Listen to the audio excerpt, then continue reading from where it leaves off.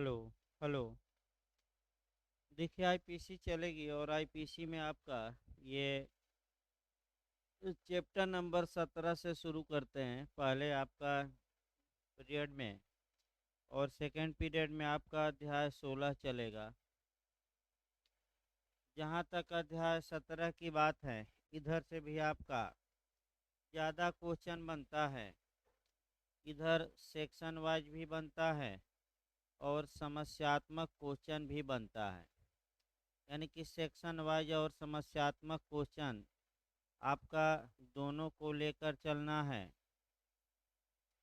आइए आपका सबसे पहले चैप्टर नंबर 16 देखा, ये 17 देखा जाए। जहाँ तक चैप्टर नंबर 17 की बात है, चैप्टर नंबर 17 आपका संपत्ति के विरुद्ध अपराधों के बारे में प्रावधान करता है। यानी कि प्रॉपर्टी के विरुद्ध अपराधों का उल्लेख करता है। इसमें आपका एक तो कहाँ से कहाँ तक प्रावधान किया गया है, तो 378 से लेकर 400 आपका 62 तक, यानी कि सेक्शन 378 से लेकर आपका 462 तक, ये आपको पहले याद रखना है। दूसरा पॉइंट याद रखना है कि संपत्ति के विरुद्ध अपराधों को 3 वर्गों में बांटा गया है।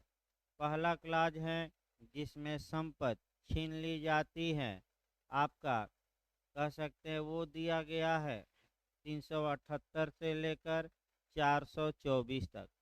दूसरा क्लाज है जिसमें कि संपत्ति नष्ट की जाती है, यानी कि रिष्ट या मिसचीफ, उसके बारे में प्रावधान किया गया है 425 से लेकर और 440 तक। और तीसरा क्लाज आपका ये ट्रेसपास के बारे में है, क्रिमिनल ट्रेसपास, 441 से लेकर 462 तक, जिसमें कि संपत्ति संबंधी अधिकारों का वायलेशन होता है। तो संपत्ति संबंधी अपराधों में जो पहला अपराध है वह थेफ्ट का है, यानी कि चोरी का है। चोरी एक ऐसा अपराध है, आपका पहला अपराध थेफ्ट का ही दिया गया है, चोरी का। तो कब कहा जाएगा कि किसी व्यक्ति ने किसी संपत्ति की चोरी की है, तो आपका चोरी के 5 आवश्यक तत्व है। संपत्ति चल संपत्ति होनी चाहिए, वह किसी के कब्जे में होनी चाहिए, कब्जे से बाहर ले जाया गया हो, कब्जेधारी की सम्मति के बिना ले जाया गया हो, और संपत्ति हटाते समय इरादा डिसऑनेस्टली हो। अगर ये 5 चीज़ें हैं तो हम कहेंगे कि व्यक्ति ने चोरी का अपराध किया है। चोरी को समझाने के लिए 5 स्पष्टीकरण दिए गए हैं और 16 दृष्टांत दिए गए हैं। वहीं आपका दृष्टांतों से क्वेश्चन बनता है। आपका दृष्टांत आपका जो इधर पढ़ना है, आपका दृष्टांत एक बार आपका, एक तो आपका पहला दृष्टांत कि वृक्ष बेईमानी से काट देता है ले जाने के इरादे से। माने इरादा ये नहीं है कि वृक्ष को नष्ट पहुंचाया जाए, बल्कि काट के हम क्या करेंगे। तो जैसे ही वृक्ष आपका जमीन से पूरी तरह क्या होता है, पृथक, चोरी मान ली जाएगी। इसके बाद आपका प्लेट वाला उदाहरण डी बनता है। और भी उदाहरण बनते हैं चोरी में, कि मैं कल भी बताया था कि क जो य का सेवक है और जिसे य ने अपनी प्लेट देख रेख के लिए नष्ट की है, य की सम्मति के बिना प्लेट लेकर बेईमानी से भाग जाता है। तो यही पॉइंट पकड़ना है कि अगर देख रेख के लिए नष्ट किया है, यानी कि कब्जा अभी मालिक का है, भले नौकर रखता हो, चोरी होगी। और केवल आ जाए कि न्यस्त करता है, तब आपका आपराधिक न्यास भंग। इसके बाद जो आपका, हाँ, कुछ दशाओं में स्वयं की भी संपत्ति की चोरी हो सकती है और कोई व्यक्ति स्वयं की संपत्ति की चोरी कर सकता है। चोरी के लिए सामान्य दंड आपका 379 में है। इधर से भी सेक्शन बना है चोरी के लिए सामान्य दंड आपका 379 में है, या सादा चोरी के लिए दंड 3 वर्ष तक का कारावास या जुर्माना या दोनों। चोरी के गंभीर रूप 380 से 300 आपका 82 तक में है। इधर से भी धाराएं पूछी गई हैं 380 से लेकर 382 तक। इधर की धाराएं याद रखिए। आपका निवास गृह आदि में चोरी 380, दंड 7 वर्ष तक का कारावास और जुर्माना। लिपिक या सेवक द्वारा स्वामी की संपत्ति की चोरी 381, दंड 7 वर्ष का कारावास और जुर्माना। और 382 ज़्यादा पूछी जाती हैं चोरी करने के लिए मृत उपहत या अवरोध कारित करने की तैयारी के पश्चात चोरी यानी कि चोरी तो कर रहा है लेकिन पूरी तैयारी करके गया है कि विरोध करने पर हम मृत्यु कारित कर देंगे, उपहत या हट कारित करेंगे या अवरोध कारित करेंगे, तो ये 382 में जाएगा और दंड की मात्रा बढ़ेगी 10 वर्ष तक का कारावास और जुर्माना। चोरी का सबसे गंभीरतम रूप 382 में दिया गया, अगर पूछ ले तो आपका सबसे गंभीरतम रूप। इसके बाद आ जाइए संपत्ति संबंधी अपराधों में दूसरा जो अपराध है एक्सटॉर्शन का है, उद्यापन का।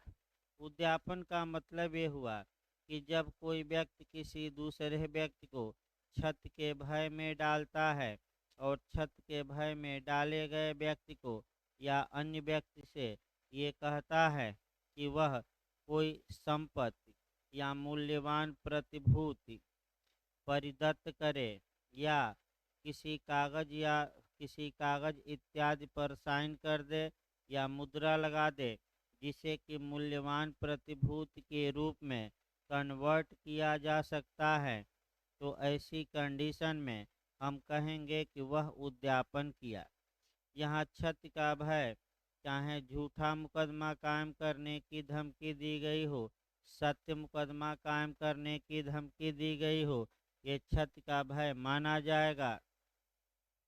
आपका उद्यापन में किस संपत्ति के प्रति हो सकता है, चल अचल दोनों, ये याद रखना है। और आपका तो छत का भय, छत शब्द को 44 में परिभाषित किया गया है। छत का मतलब शरीर की भी क्षति, संपत्ति की भी, ख्याति की भी और मन की भी। इसके बाद एक्सटॉर्शन के लिए अपराध पूर्ण होने के लिए आवश्यक है कि पीड़ित स्वयं अपने हाथों से संपत्ति को अभियुक्त या अन्य व्यक्ति को परिदत्त किया हो। यह अपराध तब पूर्ण हो जाता है जब संपत्ति का परिदान कर दिया जाता है। इसके बाद आपका आगे जो 384 में एक्सटॉर्शन के लिए दंड हैं, आपका 3 वर्ष तक का कारावास या जुर्माना या दोनों हो सकता है। अब जो ये बीच वाली धाराएं हैं, इसमें कभी काल अंदर से धारा आपकी पूछ ली जाती है। देखिए आपका एक तो आपका मैंने जो बीच की कभी काल धारा पूछ ली जाती है, आपका 387 जैसे है, उद्यापन करने के लिए किसी व्यक्ति को मृत्यु या घोर उपहत के भय में डालना। आपका तो बीच की धाराएं एक बार पूछी गई है, अब उतना याद करना थोड़ा मुश्किल है। अब आइए 390 देखा जाए। आपका लूट या राबरी। यहाँ क्वेश्चन आपका बनता है कि लूट की परिभाषा की धारा में दी गई है, 390 में दी गई है। लूट किन अपराधों का गंभीर रूप है, चोरी, उद्यापन, दोनों, इनमें से कोई नहीं, दोनों। आपका चोरी ही कुछ दशाओं में लूट में कन्वर्ट होगी, एक्सटॉर्शन ही कुछ दशाओं में लूट में कन्वर्ट होगा। तो चोरी कब लूट बन जाएगी, तो जब चोरी करने के लिए या चोरी करने में या चोरी द्वारा प्राप्त संपत्ति को ले जाने या ले जाने का प्रयास करने में अपराधी उस उद्देश्य से स्वेच्छा यानी कि आशय या ज्ञान के साथ किसी व्यक्ति की मृत्यु, उपहत या सदोष अवरोध या तत्काल मृत्यु या तत्काल उपहत या तत्काल सदोष अवरोध का भय कारित करता है या भय कारित करने का प्रयास करता है। तो ये, हाँ, केवल बल या हिंसा चोरी को लूट में कन्वर्ट नहीं करा देगी। बल या हिंसा का प्रयोग 3 उद्देश्यों के लिए किया गया हो, चोरी करने के लिए, चोरी करने में, या चोरी द्वारा प्राप्त संपत्ति को ले जाने या ले जाने का प्रयास करने में। यहाँ जो आपका क्वेश्चन बनता है, आपका समस्यात्मक क्वेश्चन बनता है, और एक व्यक्ति आपका चोरी का बक्सा लेकर जा रहा था, पीछे से गांव वाले पीछा कर रहे थे, बक्सा अभी सिर पर रखा था और एक हाथ से गांव वालों पर फायर करने लगा या पत्थर फेंकने लगा, तो ये अपराध आपका लूट का होगा। लेकिन हल्का सा इसी में चेंज करता है, बक्सा फेंक दिया, भाग रहा है, फिर भी गांव वाले पीछा कर रहे हैं और अपने बचाव के लिए वह गोली चलाता है या आपका पत्थर फेंकता है गांव वालों पर, तो ये राबरी या लूट नहीं होगी, क्योंकि जो 3 उद्देश्य हैं, चोरी करने के लिए, चोरी करने में, या चोरी द्वारा प्राप्त संपत्ति को ले जाने में, तो अब ले जाने में नहीं, भागने में कर रहा है। बल या हिंसा का प्रयोग किसमें कर रहा है? भागने में। तो आपका ये एक्सटॉर्शन कब लूट में कन्वर्ट होगा? तो एक्सटॉर्शन तब होगा जब तत्काल तत्काल तत्काल शब्द आ जाए, यानी कि जिस व्यक्ति को भय दिखाया गया है वह सामने मौजूद है और कहा जा रहा है कि तत्काल मृत्यु इत्यादि कारित कर देंगे, तुम तत्काल पैसा या संपत्ति या मूल्यवान प्रतिभूत क्या करो, हमें दो। इसके बाद दृष्टांत देखिएगा आपका। दृष्टांत घर पर एक बार आपका 390 का पढ़ लेना है। 391 में डकैती है, लूट का ही गंभीर रूप डकैती है। अगर लूट कारित करने में संयुक्त रूप से या कुल मिलाकर व्यक्तियों की संख्या कम से कम 5 हो तो उसे डकैती कहते हैं। 391 में परिभाषित है, डकैती ही एक ऐसा अपराध है जो डकैती के लिए पूछा गया। ये एकत्र होना, डकैती की तैयारी करना, डकैती का प्रयास करना और डकैती करना, चारों कंडीशनों में इसे दंडनीय बनाया गया है। अब आपका 392 लूट के लिए दंड। तो सामान्यतः जो लूट के लिए दंड होगा 392 में है, कठिन कारावास जिसकी अवधि 10 वर्ष तक की हो सकेगी और जुर्माना। और यदि लूट राजमार्ग पर सूर्यास्त और सूर्योदय के बीच की जाए तो कारावास 14 वर्ष तक का, लेकिन कठोर सादा नहीं मिलेगा। यानी कि 392 से आपका क्वेश्चन बनता है, राजमार्ग पर लूट, तो दिन में लूट कराया जाए तो 10 साल और रात में लूट हो राजमार्ग पर तो 14 साल। कठिन की सादा? कठिन। अब इसके बाद 393 लूट करने का प्रयत्न।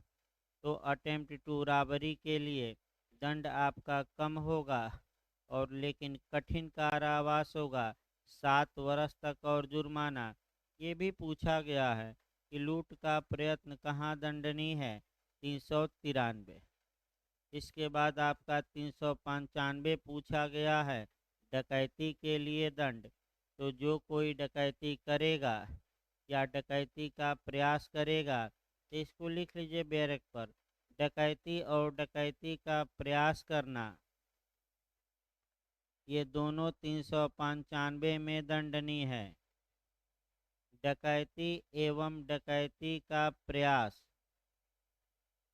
ये दोनों की धारा में दंडनीय है 395। ये क्वेश्चन आता है, समान दंड से दंडनीय है। अधिकतम दंड डकैती में कितना हो सकता है? तो आजीवन कारावास। डकैती और डकैती का प्रयास याद रखिएगा, कई बार पूछा है। सेम दंड से दंडनीय है एक ही धारा में, किस में? 395। इसके बाद 396 हत्या सहित डकैती, इसमें अधिकतम दंड मृत्युदंड है आपका। और ये जो धारा है वह वाइकेरियस लाइबिलिटी को भी बताती हैं या नहीं, ज्वाइंट लाइबिलिटी। 396 में संयुक्त दायित्व का सिद्धांत भी है कि 5 लोग गए डकैती करने, कम से कम अगर उसमें से एक ने हत्या कर दी है तो पांचों लोग उस हत्या के लिए उत्तरदायी होंगे। इसी को हम कहते हैं ज्वाइंट लाइबिलिटी। सबसे पहले ज्वाइंट लाइबिलिटी का जो आपका सिद्धांत है आर बनाम क्रूज के बाद में प्रतिपादित किया गया। आर बनाम पिछली बार आया भी था, आर बनाम क्रूज। 396 से क्वेश्चन बनता है। इसके बाद आपका 397, आपका 398, 399 फिर बनता है कि डकैती करने के लिए तैयारी करना कहाँ दंडनीय है। तो 399 में फिर आपका कह सकते हैं कि 401, 402 चोरी कम चांस रहता है इधर। 402 भले पूछ दे कि डकैती करने के प्रयोजन से एकत्रित होना, तो 402 में। इसके बाद 403 संपत्ति के आपराधिक दुर्विनियोग के विषय में। तो संपत्ति का आपराधिक दुर्विनियोग कब होगा, कहाँ परिभाषित है 403 में। यहाँ से समस्या बनती है। तो इसका मतलब कि पहला क्वेश्चन कि ये जो 403 का अपराध है ये पूछा जाता है कि किस संपत्ति के विरुद्ध हो सकता है। पिछली बार भी आया था केवल चल संपत्ति।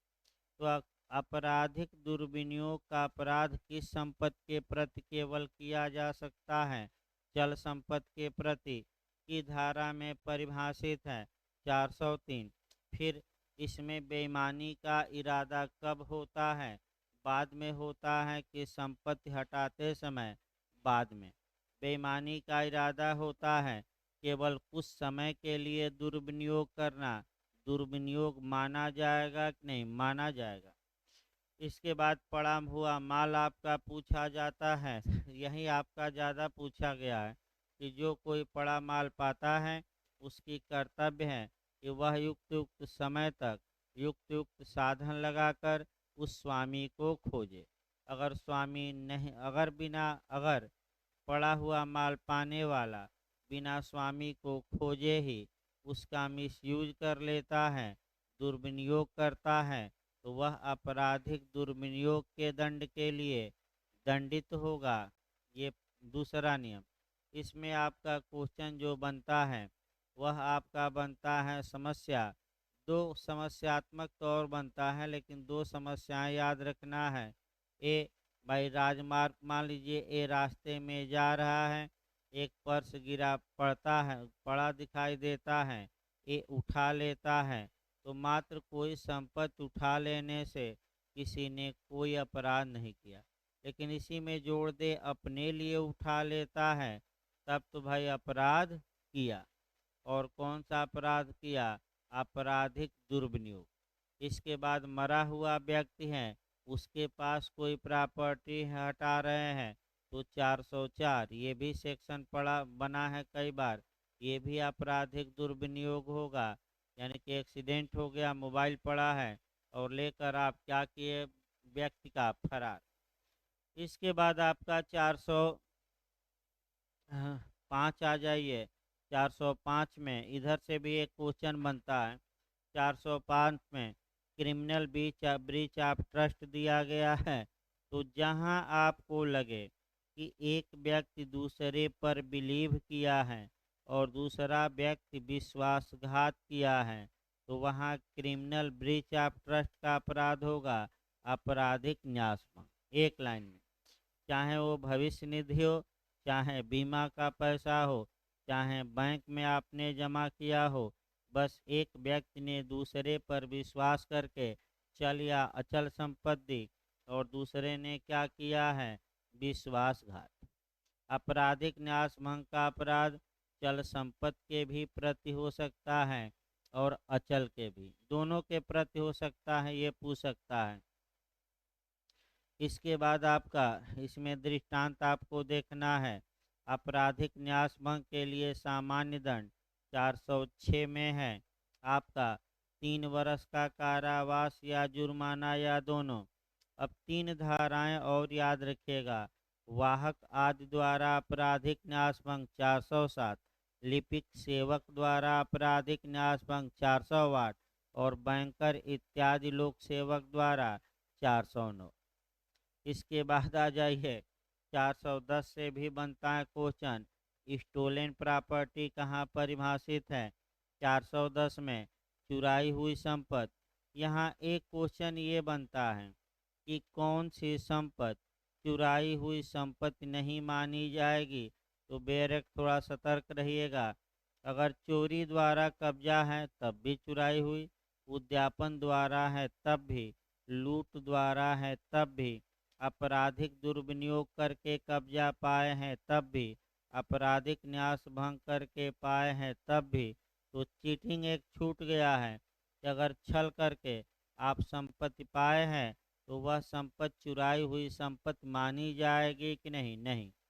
वही क्वेश्चन बनता है कि कौन सी प्रॉपर्टी चुराई हुई संपत्ति नहीं मानी जाएगी, छल द्वारा। इसके बाद 411 चुराई हुई संपत्ति को जो व्यक्ति बेईमानी से पाएगा 411 के तहत दंड का भागी होगा, 3 वर्ष का कारावास या जुर्माना या दोनों। इसके बाद आपका 413 चुराई हुई संपत्ति का अभ्यासतः व्यापार करना। फिर 414 चुराई हुई संपत्ति को छिपाने में सहायता करना। फिर आ जाइए 415 से 420। 415 में चीटिंग है, छल है, यानी कि आपका कह सकते हैं कि चीटिंग। इसमें आप देख लीजिएगा दृष्टांत पूछा जाता है। भाई दृष्टांत आपका कह सकते हैं कि धोखा देना। तो दृष्टांत आपका 415 में छल परिभाषित है। 416 में प्रतिरूपण द्वारा छल, यानी कि एक व्यक्ति दूसरे के नाम का यूज कर रहा है तो प्रतिरूपण द्वारा छल बहुरूपिया। और 417 में छल के लिए दंड 1 वर्ष कारावास या जुर्माना या दोनों। 419 भी महत्वपूर्ण है, प्रतिरूपण द्वारा छल के लिए दंड। तो 416 वाला दंड 419 में।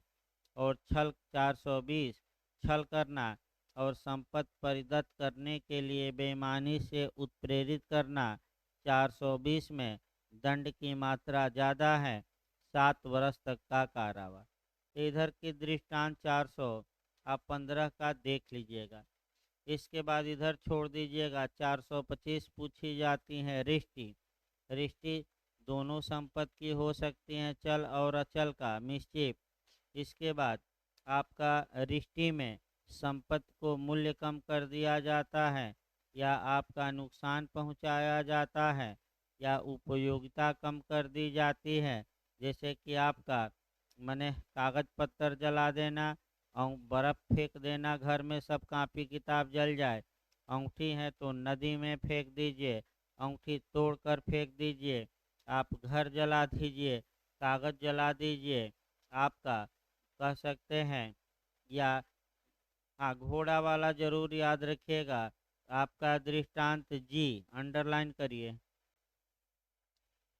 य के साथ एक घोड़े के संयुक्त संपत्ति रखते हुए य को सदोष हानिकारित करने के आशय से क उस घोड़े को गोली मार देता है तो क ने कौन सा अपराध किया, रिष्टि का।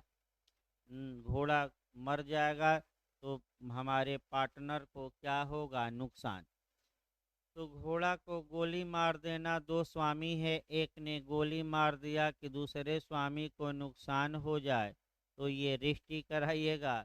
ये क्वेश्चन बना है आपका, याद रखिएगा। ये दृष्टांत कौन सा है आपका, तो दृष्टांत 425 का कौन है, जी अंडरलाइन थोड़ा कर लीजिएगा। इसके बाद जो आपका क्वेश्चन इधर बनता है 430 बनता है, नहर काट देना यानी कि सिंचन संकर्म को क्षत पहुंचाना। तो नहर ओहर काटेंगे तो कौन है, 430। इसके बाद से आपका जो क्वेश्चन बना है कह सकते हैं कि 436 बना है, गृह आदि को नष्ट करने के आशय से आग लगा देना या विस्फोट कारित कर देना। तो अगर गृह आदि को नष्ट करने के इरादे से या तो आग लगा दी जाती है या इत्यादि, तो धारा याद रखिएगा कौन सी लागू होगी, 436। दंड अधिकतम हो सकता है आपका, कह सकते हैं आजीवन कारावास। इसके बाद आपका कह सकते हैं इधर 440 पढ़ना है। ये भी क्वेश्चन आया है। मृत्यु या उपहत कारित करने की तैयारी के पास पश्चात की गई रिश्ती 382 से इसको देख लीजिएगा।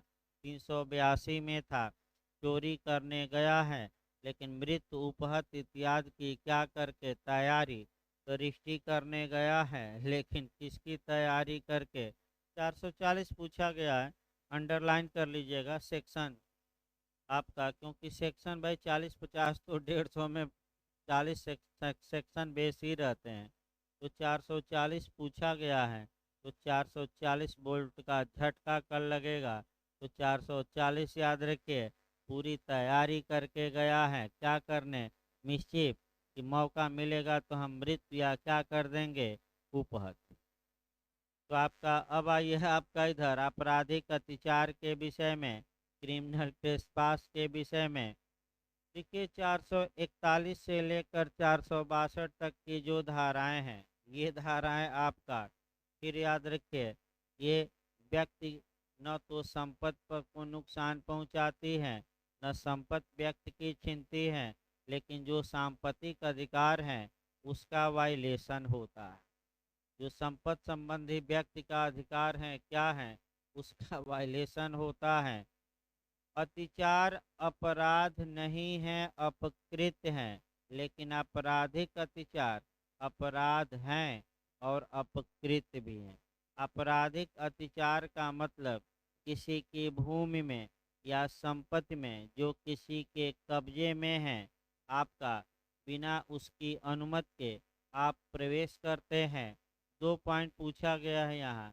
अगर प्रवेश करते समय इरादा अपराध करने का था, भयभीत करने का था, क्षोभित करने का था, तब भी 441 में आपराधिक अत्याचार।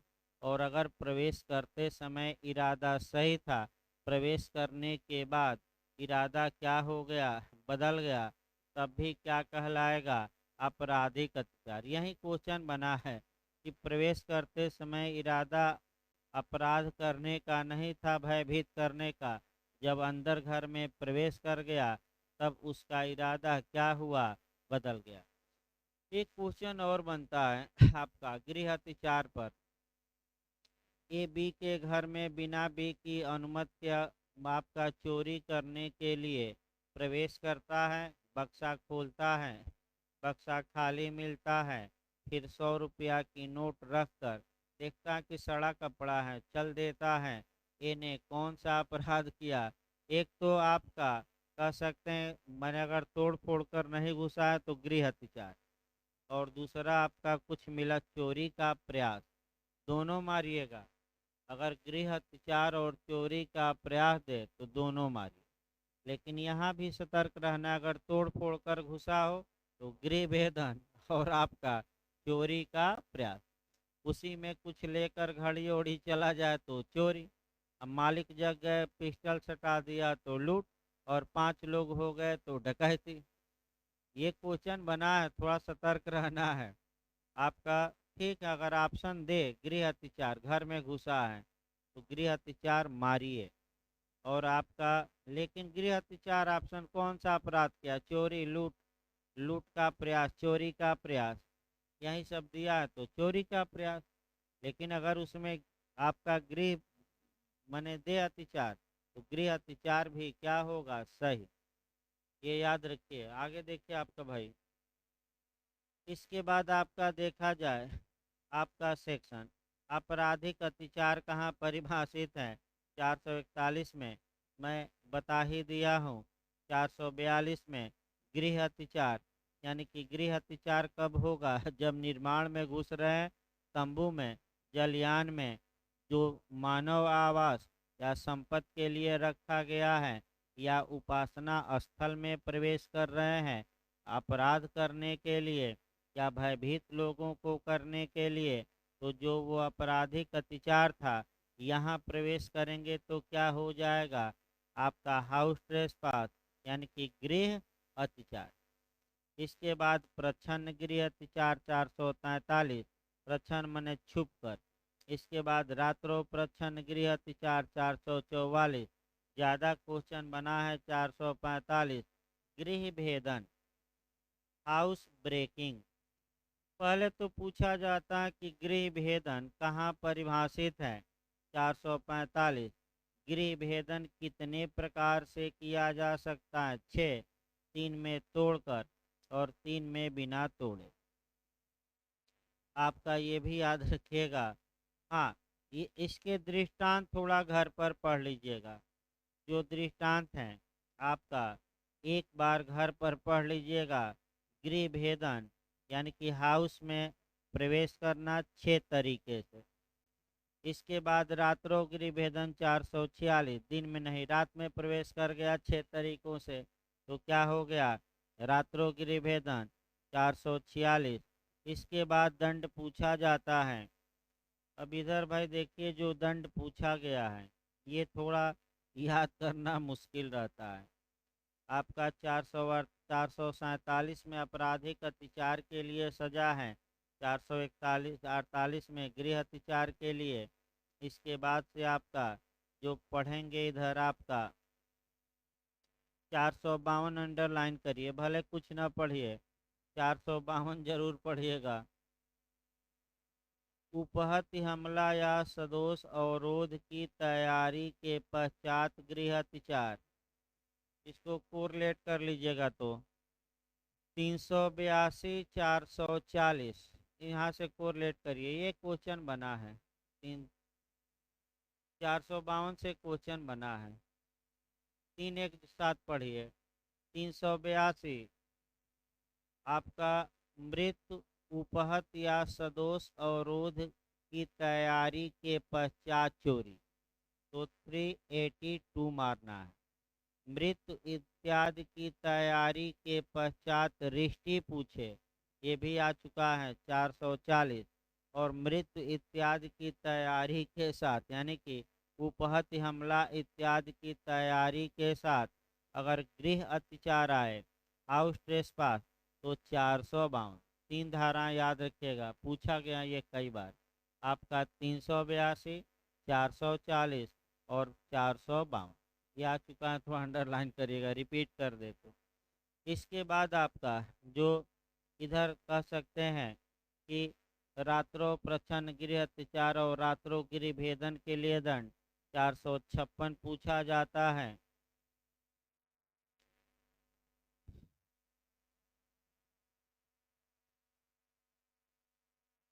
एक बार आपका 458 भी पूछा गया है। उपहत्य हमला या सदोष अवरोध की तैयारी के पश्चात रात्रो प्रच्छन्न गृह अत्याचार या रात्रो गृह भेदन।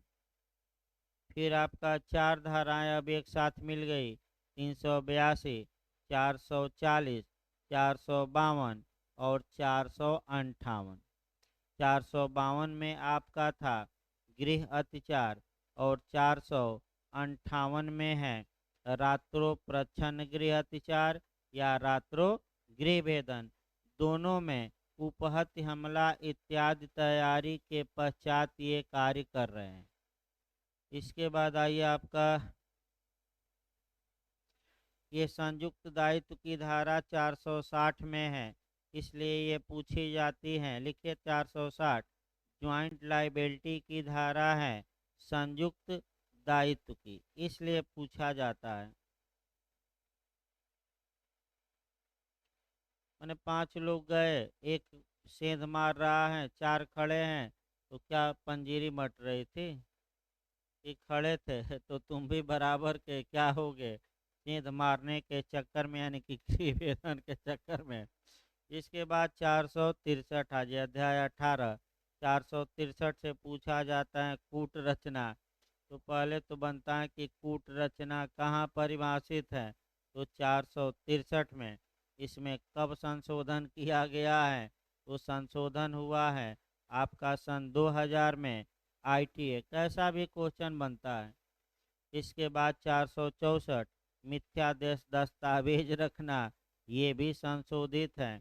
आपका कह सकते हैं, यानी कि इसको भी संशोधित किया गया है।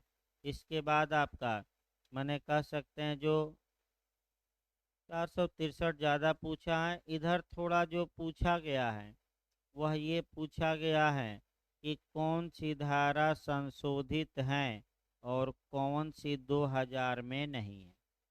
तो आपका ये छांटना है भाई। आपका देखिए, इसके बाद इसमें आपका कम चांस रहता है, पूछ भी लेगा। हाँ, 470 अंडरलाइन कर लीजिए, कूटरचित दस्तावेज या इलेक्ट्रॉनिक अभिलेख। वैसे पूछ ले तो थोड़ा कठिन रहता है भाई, न आए तो न करिएगा, ज़बरदस्ती न करिएगा। इधर याद हो तो करिए, नहीं तो ये क्वेश्चन क्या करिए। क्योंकि हाँ, इसके बाद 477 पूछा जाता है आपका लेखा का मिथ्याकरण, यानी कि हिसाब किताब में ही उल्टा सीधा कर दीजिए। लेखा का मिथ्याकरण 477। इसके बाद आपका इधर नहीं पूछा जाता, आपका 488 नहीं पूछा जाता। Currency note. अब आ जाइए आपका अध्याय 19, सेवा संबंधी आपराधिक न्यास भंग के विषय में। यहाँ से क्वेश्चन आपका बना है। इधर से फिर आपका 511 तक लगभग ज़्यादातर धाराएं याद करनी पड़ेगी, यानी कि 491 से लेकर कहाँ तक 511। देखिए, 491 से कई बार मॉडल चेंज करके बना है। पहला आपका कि 491 के तहत आप पहला क्वेश्चन की संविदा सेवा की संविदा भंग को कहाँ दंडनीय बनाया गया है, तो आपका जवाब रहेगा 491, पहला क्वेश्चन। दूसरा क्वेश्चन आपका केवल लोप को किस धारा में दंडनीय बनाया गया है, तो 491। फिर आपका सेवा की संविदा भंग पर दंड कितना है, तो 3 मास का कारावास। ये किस धारा में, 491। वैसे इतने में क्वेश्चन आ गया है, लेकिन आप इसको पढ़ेंगे तो आप कॉन्ट्रैक्ट की धारा 68 से जोड़कर पढ़िएगा। 68 से आपका अगर कोई व्यक्ति पागल है या माइनर है, अगर आपने उसको आवश्यक वस्तुएं प्रदान की हैं, तो आप उसकी संपत्ति से क्या पा सकते हैं, प्रतिपूर्ति। अब अगर किसी ने संविदा की है कि हम तुम्हें आवश्यक वस्तुएं देंगे, और वह व्यक्ति माइनर या पागल को आवश्यक वस्तुएं देने में लोभ करता है, तो ये दंडनीय है 491 में। संविदा भंग तो हुआ ही, वो साई कॉन्ट्रैक्ट का भंग, लेकिन ये कहाँ दंडनीय है, 491। वैसे इतने में आ जाना चाहिए अब तक का जो इतिहास रहा है। इसके बाद आइए अध्याय 20, विवाह संबंधी अपराधों के विषय में। आपका 493, ये कह सकते हैं कि डेड धारा कही जाती है, मृत प्राय, मरी नहीं है लेकिन मृतक के क्या हैं, समान। जिसे कहा जाता है जिंदा है लेकिन मृतक के क्या है, यानी कि सांसें तो चल रही हैं लेकिन शरीर में कोई हरकत नहीं है। तो आपका मृत प्राय धारा कौन है, तो 493। 493 का अपराध केवल और केवल पुरुष द्वारा किया जा सकता है, महिला द्वारा नहीं, ये याद रखना है। तो देखिए क्या है, विधिपूर्ण विवाह का प्रवंचना से विश्वास उत्प्रेरित करने वाले पुरुष द्वारा कारित सहवास। तो ये यानी कि अगर कोई पुरुष है, महिला को ये विश्वास दिलाता है कि वह उससे विधिपूर्ण विवाहित है, और इस विश्वास में उस स्त्री का अपने साथ रिलेशन बनाता है, तो ऐसी दशा में वह पुरुष दंड का भागी होगा। आपका कह सकते हैं कि 10 वर्ष का कारावास और जुर्माना। अब चूंकि अगर आपका किसी महिला के साथ रिलेशन बनाया जाए ये विश्वास दिलाकर कि हम तुम विवाहित हैं, जबकि ये फर्जी विश्वास था, तो यही कार्य आपका माना जाएगा कि सम्मत ली गई लाली पाप दिखाकर, लाली पाप माने तथ्य का क्या दिखाकर, भ्रम। बहुत ज़्यादा केस इस समय आ रहे हैं आपका, बहुत ज़्यादा केस ये आ रहे हैं आपका, इसमें कोई शक नहीं है आपका। इन्होंने शादी का वादा किया था, इस विश्वास पर हमने सम्मत दी थी रिलेशन बनाने की, अब ये धोखा दे रहे हैं, अतः इनको दुराचार के लिए दंडित किया जाए आपका। तो ये चूंकि 493 में भी है और आपका 376 और 75 में भी आ जाएगी, इसमें दंड कम है, तो ज़्यादातर 376 लगाई जाती हैं, जिसमें अधिकतम आजीवन कारावास। तो कहाँ राजा भोज, कहाँ गंगू तेली, कहाँ आपका कह सकते हैं कि 10 साल, और कहाँ 376 में आजीवन। तो क्यों कम दंड वाली धारा लगाई जाए? तो धारा बनी हुई है, मिस यूज इसका क्या किया जाता है, कम। यह अपराध केवल किसके द्वारा किया जा सकता है? पुरुष द्वारा। 494 दोनों द्वारा। बाइगेमी, पति या पत्नी के जीवन काल में पुनः विवाह करना। यहाँ से क्वेश्चन आपका बनता है कि बाइगेमी कहाँ दंडनीय है? तो 494 में। अपवाद बताइए, तो अगर विवाह का विघटन हो गया हो या पति या पत्नी कितने दिनों से लापता हो तो माना जाएगा मर गए। 7 साल। एविडेंस की धारा को रिलेट करिए। मृत्यु की उपधारणा किस धारा में? 108 में। कितने वर्षों से न सुना हो? पिछले 7 वर्षों से आपका। तो मृत्यु की उपधारणा की जाएगी कि मृत्यु के समय की, मृत्यु की। मोहम्मद शरीफ बनाम बंदे अली। केस याद रखे, समय की कि मृत्यु की? समय और आपका मैंने ये नहीं, ये अलग से क्या करना पड़ेगा? साबित। अगला देखिए आपका, इसी अगला देखिए आपका 494 आपका बाइगेमी है। यहाँ पत्नी की सम्मति भी बचाव नहीं देगी, यानी कि दूसरे पक्षकार की सम्मत कोई बचाव नहीं देगी। एक क्वेश्चन महत्वपूर्ण पूछता है कि किस अपराध के लिए आशय का होना आवश्यक नहीं है? तो वह बाइगेमी भी है, भले इंटेंशन न हो। आप दंड के क्या होंगे? भाग। यानी कि किस अपराध में आशय एक आवश्यक तत्व नहीं है, तो अन्य अपराधों के साथ साथ आप क्या देखेंगे? बाइगेमी। इसके बाद 495। हाँ, दंड याद रखिए, बाइगेमी के लिए 7 वर्ष का कारावास और जुर्माना है। 494 वही अपराध आपका कह सकते हैं कि छुपाकर करेंगे तो दंड की मात्रा बढ़ेगी 10 साल।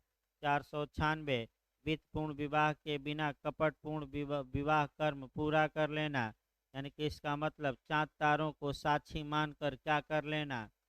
विवाह कर लेना। तो ऐसी दशा में आपका ये अपराध कह सकते हैं कि पुरुष और स्त्री का, इधर के अपराध जो हैं 494 95 96 पुरुष और स्त्री दोनों द्वारा किया जा सकता है, याद रखिए। तो इसको बोला जाता है कि गंधर्व विवाह। आपका किस धारा में है? कृत्रिम विवाह। कृत्रिम विवाह माने आर्टिफिशियल, चाँद तारा सितारा जयमाल डालकर कह दिया गया कि जैसे कि आपका हमने क्या कर लिया है? विवाह, जबकि वास्तव में विवाह हुआ नहीं। तो कौन सी धारा? 496। 7 साल इसमें भी है।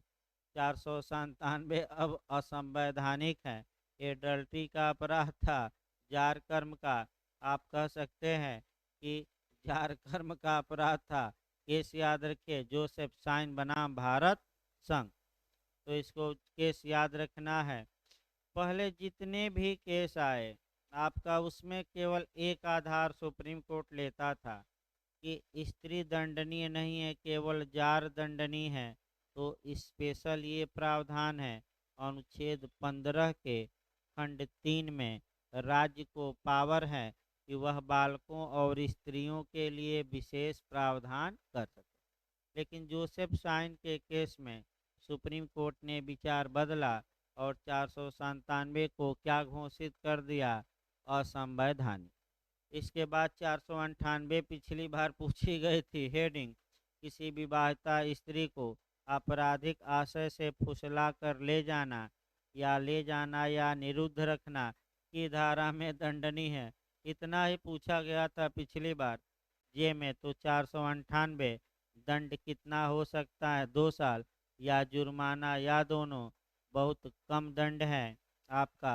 यानी कि अगर किसी पत्नी को दूसरा आदमी लेकर भाग गया है तो ऐसी कंडीशन में आपका कह सकते हैं बहुत कम दंड है। कितना?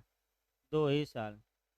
आइए बी से, पति या पति के नातेदारों द्वारा क्रूरता के विषय में अध्याय 20 से ये धारा 1983 में जोड़ी गई। आपका क्रूरता मतलब कैसी क्रूरता हो सकती है? मानसिक की, शारीरिक की, दोनों दोनों हो सकती हैं, भौतिक भी हो सकती हैं। आपका यानी कि मानसिक शारीरिक दोनों दोनों क्रूरता आपका। तो इसके लिए 198 ए CRPC में क्वेश्चन बना है जाकर। 198 ए में बना है कि झारखंड में बनाया? 198 ए CRPC कि क्रूरता के मामले में संज्ञान किस पर लिया जाएगा? पुलिस रिपोर्ट पर, परिवाद पर, दोनों पर? तो दोनों मार कर आइए, क्या मारना है। इसके बाद अध्याय 21 आ जाइए, मानहानि के विषय में। मानहानि की परिभाषा 499 में। मानहानि अपराध और अपकृत्य दोनों है। आपका दोनों कार्यवाही समवर्ती की जा सकती है। आपका 4 स्पष्टीकरण है और 10 अपवाद हैं। तो एक तो याद रखिए कितने अपवाद हैं मानहानि में? 10। कितने स्पष्टीकरण है? 4। फिर मृत व्यक्ति की मानहानि अपराध होगा कि नहीं होगा? किस स्पष्टीकरण में? 1 में। मानहानि में किस पर अटैक किया जाता है? ख्याति पर। अब देखिए आपका, जैसे कहा जाए कि कोई व्यक्ति है, ये चाय पिएगा, ये तो कभी चाय पीता ही नहीं है। इसका मतलब कि लांछन लगाया जा रहा है कि यही चाय पीबो में पिया है आपका। जैसे कि ये तो बहुत अच्छा इंसान है, ये कभी घड़ी चुराएगा, ये कभी पंचौरा करेगा। तो जो अच्छे इंसान होते हैं वहीं कभी काल क्या हो जाते हैं? बुरा। यानी कि ये भी सतर्क रहना है कि जो पक पक बोलते रहते हैं वो भले डर जाएं, लेकिन जो घाक रहते हैं, जो कभी नहीं बोलते हैं, वो ऐसा काम कर जाएंगे कि नज़ीर बन जाएगा। जैसे मोदी जी हमारे हैं, जल्दी बोलते नहीं, ऐसा काम कर जाएंगे कि विपक्षी चारों खाने क्या हो जाते हैं, चित। आपका माने वहीं आपका कोई भरोसा नहीं है। तो राण साण सन्यासियों का कोई भरोसा नहीं, कब क्या कर जाए मैं बता दूं। आपका जैसे कि बाबा है, दोनों जगह राण ही माने आपका तो दोनों जगह आपका क्या कर जाए कब कोई भरोसा नहीं। कब आकर 8 बजे कह दें कि अब आपका नोट फिर 2000 वाली क्या हो गई? बंद। 2000 वाली बंद हो सकते हैं, अब जब घोषणा हो जाए। कोई भरोसा है? तो कोई भरोसा नहीं है। देखा देखी आपका हमारे विपक्षी पार्टी के नेता राहुल जी ने ये सोचा कि मोदी जी दाढ़ी बढ़ाकर PM बने हैं तो हम भी टैगोर बनकर क्या बन जाएंगे? PM। और देखिए दाढ़ी बनवा नहीं रहा है। वैसे हमारी राय है कि अब विवाह क्या करना चाहिए, कर लें, वो आपका वो अलग बात है। आगे देखिए भाई आपका, तो मानहानि याद रखिएगा। तो मानहानि के मामलों में कितने अपवाद हैं? 10। अब देखिए थोड़ा बहुत दृष्टांत आप समय है रहे तो कुछ दृष्टांत इसमें देखिए किस अपवाद में क्या है। किताब वाला थोड़ा अपवाद आपका पूछा जाता है। आपका किताब ये 5वां आपका अपवाद पढ़कर जाइएगा थोड़ा। 5वां और 6वां यहाँ थोड़ा दृष्टांत पूछा गया है। किताब जो लिखा गया है अब उतना संभव नहीं है। इसके बाद आ जाइए अगला देखा जाए आपका 503। 503 में आपराधिक अभित्रास परिभाषित है, धमकी देना। इसके बाद 504 लोक शांति भंग कराने को प्रकोपित करने के आशय से अपमान। फिर 505 लोक कारक वक्तव्य। यानी कि उल्टा सीधा बोलिए। इसके बाद 506 आपराधिक अभित्रास के लिए दंड किसमें है, कितना है, एक बार पूछा है। तो आपका अगर सामान्य आपराधिक अभित्रास है तो 2 वर्ष या जुर्माना या दोनों, और मृत्यु, घोर उपहत या अग्नि द्वारा रिष्टि इत्यादि, या 7 वर्ष की अवधि से अधिक दंडनीय अपराध कारित करने की धमकी दी गई है, या स्त्री के अस्तित्व पर लांछन लगाया गया है, तो ऐसी दशा में दंड की मात्रा कितनी हो सकती है, 7 वर्ष। तो धमकाइए आपका। और 506 में क्या हुई है, दंडित। 507 अनाम सूचना आपका 508 देख ही रहे हैं भारत में। भारत आपका अंधविश्वासियों का ज़्यादा देश है। आपका जैसे कि भेड़ होती है, एक भेड़ आगे बढ़ी तो सभी भेड़ क्या होंगी, आगे। भले कुआं हो, सब भेड़ गिर जाए, लेकिन एक भी भेड़ पीछे नहीं हटेगी। तो अलग बात है भाई। 508 देखिए, व्यक्ति को यह विश्वास करने के लिए उत्प्रेरित करके कि वह दैवी अप्रसाद का भाजन होगा, कराया गया कार्य, यानी कि तुम भीख दे दो, नहीं तो यहीं मैं धरना दूंगा तुम्हारे दरवाजे पर, और पूरा वंश तुम्हारा क्या हो जाएगा, नाश। ये पढ़ाई लिखाई सब चौपट हो जाएगी, कॉपी किताब जल कर क्या हो जाएगी, राख। तो कौन सी धारा में जाएंगे भीख मंगने, 508। 509 पूछा जाता है, शब्द अंग विक्षेप या कार्य जो किसी स्त्री की लज्जा भंग करने के इरादे से किया गया है, इसमें आपका एकांतता का अतिक्रमण भी याद रखिएगा। यहाँ एकांतता पूछी जाती है कि किसी स्त्री की एकांतता का हनन करना की धारा में दंडनीय है। 509 में आपका दंड जरूर याद रखिए, पूछा गया है, सादा कारावास 3 वर्ष तक का, या जुर्माना, या दोनों। लिखिए, उसको अंडरलाइन करिए। एकांतता अटैक करना है, लज्जा भंग करना, और आपका दंड की मात्रा भी याद करना है। सिंपल कारावास कितने हो सकेगा, 3 वर्ष तक का, या जुर्माना, या दोनों। पहले जो यह अवधि थी वह सादा कारावास 1 वर्ष तक की थी, और 2013 में उसको लिखिए, एक बार पूछा सकता है। पहले ये जो समय था कितना था, 1 साल था। कब बढ़ाया गया इस समय को, 2013 का संशोधन किस समिति की सिफारिश पर हुआ, जेस वर्मा। कब से लागू हुआ, तो आपका जवाब रहेगा ये 3 फरवरी 2013। इसके बाद आपका 510 खूब पूछा जाता है, मत व्यक्ति द्वारा लोक स्थान में अवचार। तो 510 भी याद करके जाइए। सबसे कम कारावास का दंड आईपीसी में कहाँ दिया गया है, 510। कितना दंड है, तो 24 घंटे का कारावास या 10 रुपया तक जुर्माना, या दोनों। किसके लिए दंड है, तो मत व्यक्ति द्वारा लोक स्थान में ट्रेसपास, अवचार करना, मिसकंडक्ट करना, यानी कि आपका मत व्यक्ति बने पिया हुआ है, 2 बूंद लिया है और जाकर मिसकंडक्ट करता है। और अंतिम अध्याय 23 अपराधों को करने के विषय में प्रयत्न, 511 अवशिष्ट धारा है। ये तभी लागू होगा जब आपराधिक प्रयत्न को कहीं अलग से दंडनीय न बनाया गया हो। ये धारा मृत्युदंड से दंडनीय मामलों में लागू नहीं होगी, और जुर्माने से भी दंडनीय मामलों में लागू नहीं होगी। तो केवल किस में लागू होगी, आजीवन कारावास से दंडनीय मामले और कारावास। तो इसमें दंड की मात्रा प्रयत्न में कितनी की जाएगी, आधा से अधिक नहीं। तो आजीवन कारावास का आधा निकालना हो तो कल ही बताया गया कौन सी धारा, 57, कितने वर्षों के तुल्य माना जाएगा, 20 साल। और बंद कर दीजिए, बैक करिए, बंद हो जाएगा यार, आवाज़ कम कर दीजिए। तो 20 साल के तुल्य माना जाएगा। आपका 20 साल का आधा निकाल दीजिए, कितना हुआ, 10 साल।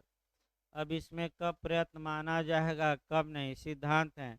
अब वो तो भाई इतना शॉर्टकट में बताना संभव नहीं है, लेकिन प्रयत्न के बारे में कैसी धारा है, रिजुडियरी, हाँ, क्वेश्चन ये बनता है कि कब 511 लागू होगी। एक बार आपका जैसे जहाँ अलग से अगर प्रयत्न दंडनीय है तब ये लागू नहीं होगी। जैसे आपका 309 में अलग से दंडनीय है, आपका 307 में, आपका लूट का प्रयत्न 391 बानवे बानवे में था ना। हाँ, नहीं, 91 में तो डकैती है। 393 तब भी लागू नहीं होगी ये 511। तो 511 कब लागू होगी? जब कहीं अलग से प्रयत्न को दंडनीय न बनाया गया। एक बार देखिए 393 ही है ना, 92 93। एक बार भले देख लीजिए भाई, कन्फ्यूजन नहीं इस समय। हाँ, लूट का प्रयास। तो 511 काम नहीं करेगी। 392 इस प्रकार इधर आपका समाप्त हो गया। देखिए आपका एक अध्याय और हम पढ़ाएंगे, वो अध्याय 16 है आपका। अध्याय 16 में आपका जो दिया गया है, मानव शरीर पर प्रभाव डालने वाले अपराधों के विषय में, यानी कि ऐसे अपराध जो मानव के बॉडी पर इफेक्ट डालते हैं। तो ऐसी दशा में ऐसे अपराधों का उल्लेख 299 से लेकर 377 तक किया गया है। आपका 299 में आपका आपराधिक मानव वध परिभाषित है। तो क्वेश्चन ये बनता है कि मानव वध क्या होता है? तो मानव वध अगर पूछे तो किसी मनुष्य द्वारा दूसरे मनुष्य का वध करना, मृत्यु कारित करना ही मानव वध कहलाता है। मानव वध दो प्रकार का होता है, एक वैध यानी कि विधिपूर्ण और एक अविधिपूर्ण। अविधिपूर्ण मानव वध को ही कानूनी भाषा में आपराधिक मानव वध कहा गया है। यानी कि एक मानव वध हो गया अनापराधिक। मानव वध तो एक मनुष्य दूसरे की मृत्यु कारित करता है, लेकिन उसके लिए वह सजा नहीं पाता, तो अनापराधिक मानव वध हो गया। ये क्षम्य है, एक्सक्यूज है, और ये आएगा धारा 76 से लेकर आईपीसी 106। अनापराधिक, अगर आपका मानव वध किया गया है तो दूसरा प्रकार आपराधिक मानव वध है। तो आपराधिक मानव वध आपका अपराध है, अनापराधिक मानव वध अपराध नहीं। आपराधिक मानव वध दो प्रकार का होता है आपका। एक ऐसा आपराधिक मानव वध जो मर्डर की कोर्ट में आ जाए, और एक ऐसा आपराधिक मानव वध जो मर्डर की कोर्ट में या मर्डर की कैटेगरी में न आए। पहला क्वेश्चन यहीं से बनता है कि आपराधिक मानव वध कहाँ दिया गया है? तो 299 में भी और 300 के 5 अपवादों में। पहला याद रखें, अगर व्यक्ति 299 में आ जाता है उसका कार्य, या धारा 300 के 5 अपवाद में आ जाता है, तो इसे आपराधिक मानव वध कहेंगे। इसके लिए जो सजा का प्रावधान है वह 304 में है, रटे रहिए। हत्या की कोर्ट में न आने वाले आपराधिक मानव वध के लिए सजा का या दंड का प्रावधान 304 में है, और इसका प्रयास करना 308 में दंडनीय है। यानी कि तीन धाराएं एक साथ, 299, 300 का पांचों अपवाद, इसके लिए सजा 304, इसका प्रयत्न की धारा में 308। फिर दूसरा क्रम बनाइए, प्रत्येक आपराधिक मानव वध हत्या नहीं होता, लेकिन प्रत्येक हत्या आपराधिक मानव वध होती है। ये अक्षरशः सत्य है। यानी कि 299 वाला मैटर अगर 300 की धारा में सेट हो जाए और 300 के 5 अपवाद में से किसी में न आए, तो वह हत्या की कोर्ट में आने वाला आपराधिक मानव वध कहलाएगा। तो हत्या कहाँ परिभाषित है? 300। हत्या के लिए दंड किस में है? 302। और हत्या का प्रयास कहाँ दंडनीय है? 307। एक क्रम ये बनाना है धाराओं का। तो पहले धारा का क्रम बना लीजिए, तो ताकि धाराएं मिलाने के लिए आए तो गलत न हो। 299 में आपराधिक मानववध, 300 में हत्या, 301 में पूछा जाता है अंतरित विद्वेष का सिद्धांत। ए ने गोली चलाई बी पर, गोली बगल खड़े सी को लग गई, सी मर गया, तो ये माना जाएगा कि ए का इरादा बी को मारने का नहीं था, किसको था, सी को। ये क्वेश्चन बना है समस्यात्मक भी। तो अंतरित विद्वेष का सिद्धांत कहाँ दिया गया है? 301। 302 में हत्या के लिए दंड, दो में से कोई एक दंड मिलेगा, या तो मृत्युदंड या आजीवन कारावास और जुर्माना। इस पर केस याद रखना है, बच्चन सिंह बनाम पंजाब राज्य, की मृत्युदंड रेयरेस्ट ऑफ द रेयर मामलों में ही दिया जाना चाहिए। फिर 303 पूछी जाती है, मिट्ठू सिंह बनाम पंजाब राज्य के बाद में इस धारा को अवैध घोषित किया गया है, तो इसमें था क्या? आजीवन सिद्ध दो द्वारा हत्या। देखिए आपका, अगर कोई व्यक्ति आजीवन कारावास की सजा भुगत रहा होता है, उसी दौरान मर्डर करता है, तो 303 कहती थी कि उसे केवल और केवल आपका मृत्युदंड की सजा होगी। तो भाई इस धारा को अवैध सुप्रीम कोर्ट ने घोषित कर दिया। केस पूछा जाता है मिट्ठू या मिट्ठू सिंह। 303 के बाद 304 आइए, आपराधिक मानववध जो हत्या की कोर्ट में नहीं आता उसके लिए दंड। आपका 304 ए, उपेक्षापूर्ण कार्य द्वारा मृत्यु के लिए दंड। 304 बी, आपका दहेज हत्या, शांति बनाम स्टेट का केस महत्वपूर्ण है। दहेज हत्या पर आपका केस याद रखिएगा, शांति बनाम कौन सा है? स्टेट। 305, 305 भी काफ़ी पूछी जाती हैं कि दुष्प्रेरित करिए, किसको दुष्प्रेरित करिए? आपका 18 वर्ष से कम या किसी मत या किसी आपका अनसाउंड माइंड पर्सन को, ताकि वो आत्महत्या कर ले, तो 305 में मृत्युदंड का भी प्रावधान है। और वयस्क को अगर किया जाता है तो कौन सी धारा? 306 लागू होगी। फिर 307 से क्वेश्चन बनता है, हत्या का प्रयास कहाँ दंडनीय है? 307। 307 में आप सेकंड खंड देखेंगे, आपका देखिए हत्या के प्रयास में आपका कह सकते हैं कि आप सतर्क रहेंगे।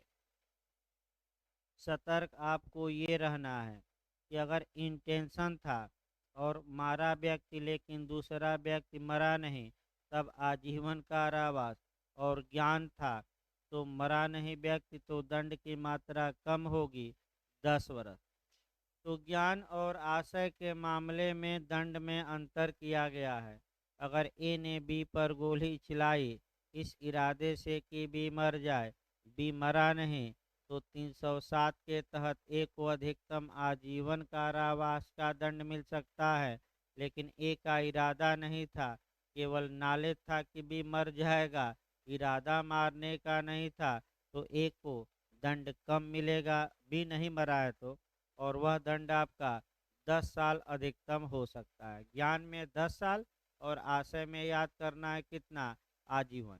इसके बाद 307 का जो सेकंड पैराग्राफ है वो ज़्यादा पूछा जाता है।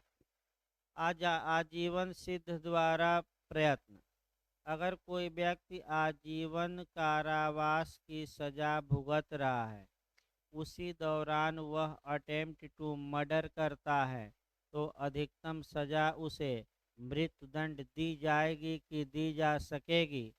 तो दी जाएगी कि दी जा सकेगी। आपका यही क्वेश्चन बनता है, आपका उत्तराखंड भरमा दिया, तो दंडित किया जा सकेगा।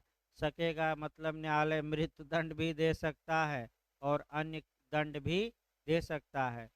अगर दी जाएगी रहता तो 303 के तहत ये भी क्या हो जाती? अवैध। तो उत्तराखंड फंसा दिया, एकदम सेम उदाहरण दिया, दी जा सकेगी कि दी जाएगी, तो दी जाएगी नहीं, दी जा सकेगी माने न्यायालय या तो मृत्युदंड दे या आजीवन कारावास या और, लेकिन जरूरी नहीं है कि केवल। और जबकि 309 में बाध्यकारी था, केवल एक ही दंड, कौन सा? मृत्युदंड। इसके बाद 308 में बता ही चुका हूँ, 309 पूछा जाता है आत्महत्या करने का प्रयास, आपका कितना दंड है इसमें, एक सादा कारावास 1 वर्ष या जुर्माना या दोनों। यहाँ 2-3 केस आप याद रखेंगे। पहला आपका पीरथिनम कि जीवन जीने के अधिकार में मरने का अधिकार शामिल है, पीरथिनम में आया। फिर ज्ञान कौर का केस कि जीवन जीने के अधिकार में मरने का अधिकार शामिल नहीं है, ज्ञान कौर का केस। एक उदाहरण आपका बनता है रकम्मा के केस पे कि एक औरत कुएं की ओर दौड़ते हुए जा रही थी, लोगों ने बीच में ही पकड़ लिया। औरत ने कौन सा अपराध किया, कोई नहीं, क्योंकि आपका प्रयत्न के मामले में ये देखा जाता है कि क्या व्यक्ति के पास अभी भी मौका है कि वह अपना विचार बदल ले, अपने पैर पीछे खींच ले। तो स्त्री को मौका था, वह कुआं पर गई, कुएं पर जाने से पहले, कूदने से पहले अभी भी अपना विचार क्या कर सकती थी, बदल सकती थी। अतः ऐसी कंडीशन में उसने कोई अपराध नहीं किया। ये याद रखिए, रकम्मा का केस पूछा जाता है। आपका अगला देखा जाए 310 आपका ठग की परिभाषा, हत्या सहित शिशुओं की चोरी इत्यादि, और ठग के लिए दंड 311। अब आइए अभी केस बताते हैं हम 4 आपका। पहले इधर की धाराएं हो जाए तो 299 300 पर 4 केस, और उसमें क्या कहा गया, जज लास्ट में हम लिखवा देते हैं, वहीं 4 केस पूछे जाते हैं। पहले इधर की धाराएं निपटा दिया जाए। 312 में गर्भपात कारित करना, तो अगर स्त्री की सम्मत से किया जाता है गर्भपात तो दंड की मात्रा कम होगी, आपका कह सकते हैं। और स्त्री की सम्मत के बिना तो 313 में दंड की मात्रा ज़्यादा। अगर कोई स्त्री स्वयं अपना गर्भपात करती है तो वो भी दंड की क्या होगी, भागी। इसको जो आपका प्रेगनेंसी टर्मिनेशन एक्ट है उसके साथ अब जोड़कर पढ़ेंगे कि अब कुछ दशाओं में आपका गर्भ गिराने की कानूनन क्या मिल सकती है इजाज़त। डॉक्टरों का पैनल बने, वो आपका 20 सप्ताह से बच्चा कितना इत्यादि उतना अब उसमें देखना है। इसके बाद इधर आपका जो बनता है, आपका कह सकते हैं कि आपका जो बनता है 316 से क्वेश्चन बनता है।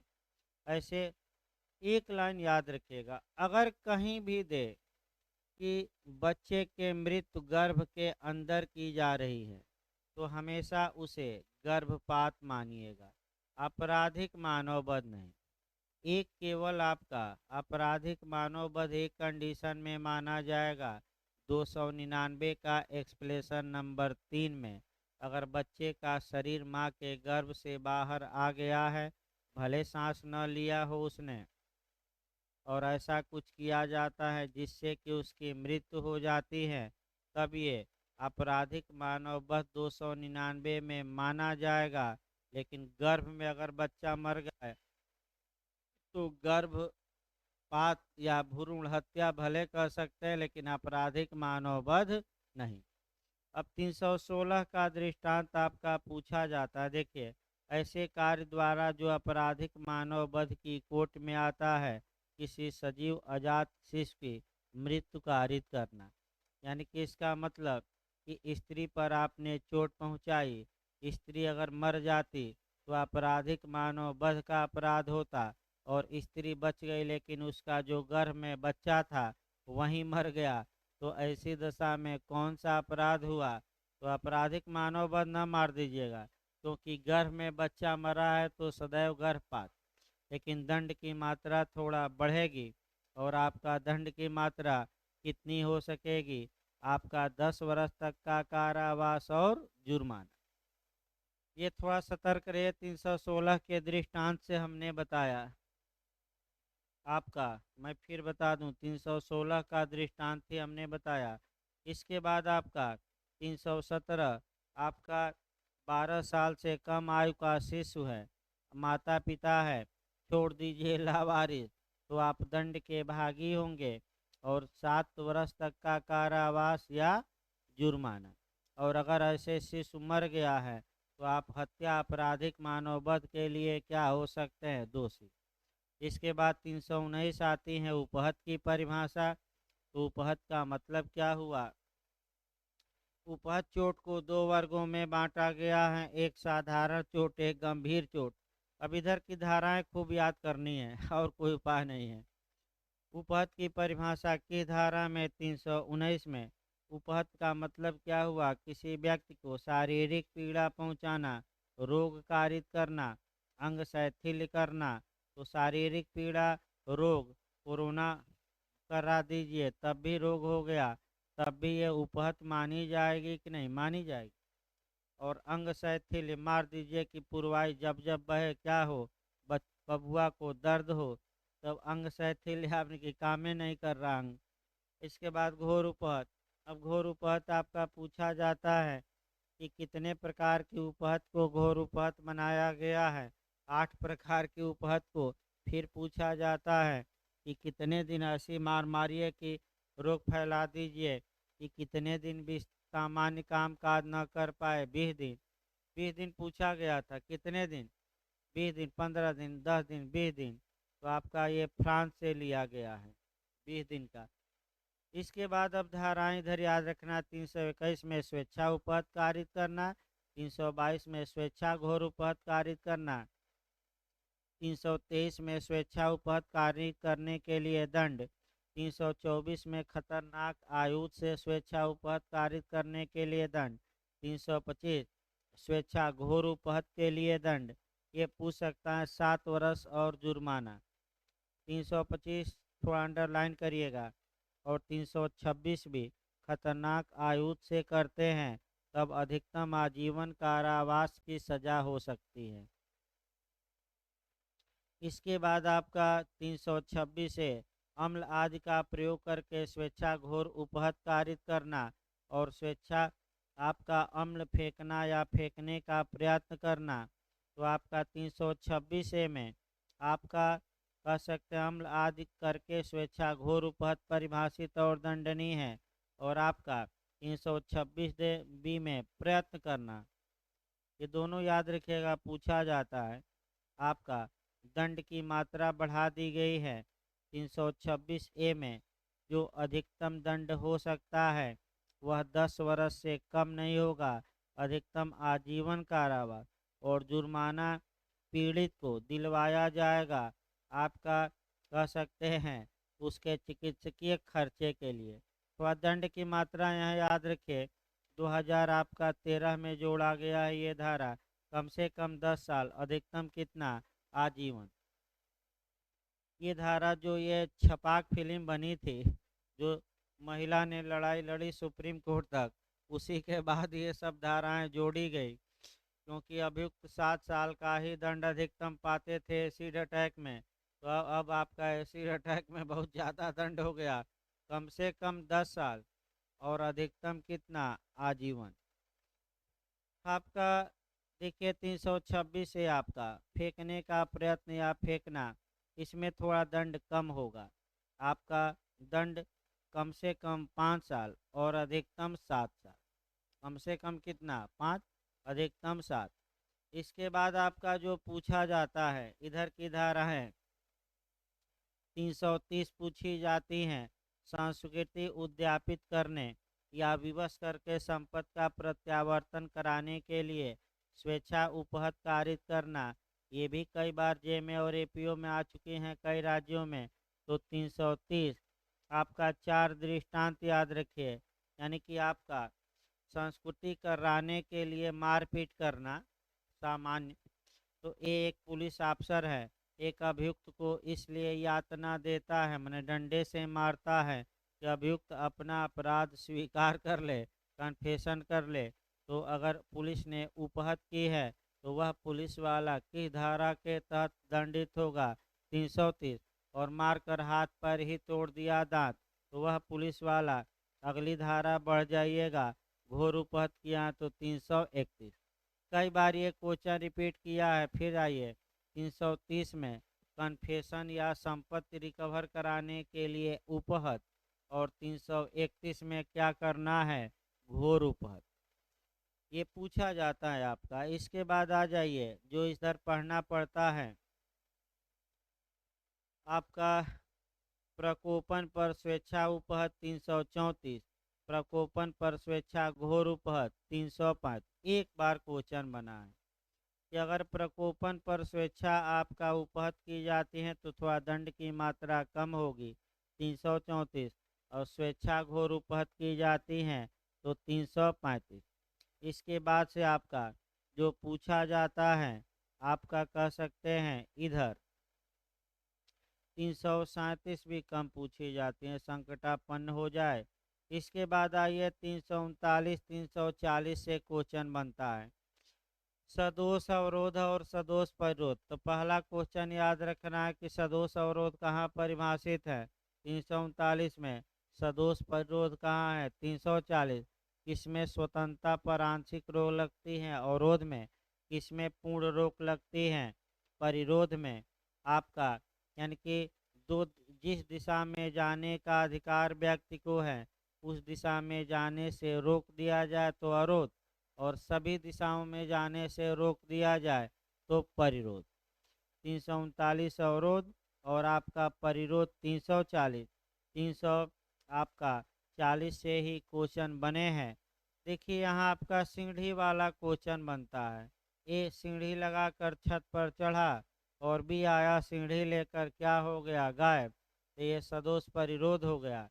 फिर आपका एक कार वाला उदाहरण बना है कि एक कार से बुक कराया लखनऊ से प्रयागराज स्टेशन के लिए, कार वाला रोका नहीं और स्टेशन से कहाँ ले जा रहा है, आगे। तो ये सदोष परिरोध होगा। भले वो अलग बात है कि कार का दरवाज़ा तोड़कर क्या करे, कूद जाए, भले हाथ पैर टूट जाए, वो अलग बात है, लेकिन ये हुआ क्या, अपराध, सदोष। अब आइए दृष्टांत सब याद रखिएगा। को यह को दीवार से घिरे हुए स्थान में प्रवेश करा कर को उसमें ताला लगा देता है, तो अब रूम में ही रहो, रूम से कहीं बाहर निकलने की आवश्यकता। तो बताइए अवरोध हुआ कि परिरोध, परिरोध। ए आपका बी को एक कमरे में डाल देता है और बाहर कुत्ता बांध देता है, बंदूकधारी लगा देता है, लठैत लगा देता है, तो ऐसी दशा में अवरोध हुआ कि परिरोध, परिरोध। एक तो खुद आपका बंदूकधारी और एक आपका ताला और कुत्ता भी बांध दे तब भी परिरोध है, मारिएगा। और लठैत खड़ा कर दे तो तब भी सदोष परिरोध। अब सदोष परिरोध के लिए दंड 342, अवरोध के लिए दंड 342 में है आपका 1 वर्ष का कारावास, या नहीं, अवरोध के लिए दंड 341 में आपका पूछा जाता है, तो अंडरलाइन करिए, 1 मास का कारावास या जुर्माना 500 या दोनों। परिरोध के लिए दंड 342 आपका 1 वर्ष का कारावास या 1000 रुपया जुर्माना या दोनों। इसके बाद आपका 345 याद रखिएगा, अंडरलाइन करिए, पूछा जाता है, ऐसे व्यक्ति का सदोष परिरोध जिसके छोड़ने के लिए रिट निकल चुकी हैं, तो रिट हाई कोर्ट या सुप्रीम कोर्ट ने निकाल दिया, आप जान रहे हैं कि छोड़ने के लिए रिट निकल गई, फिर भी बंदी बनाए हुए हैं, तो आप दंड के भागी होंगे। किस धारा में, 345, अधिकतम दंड की मात्रा 2 साल।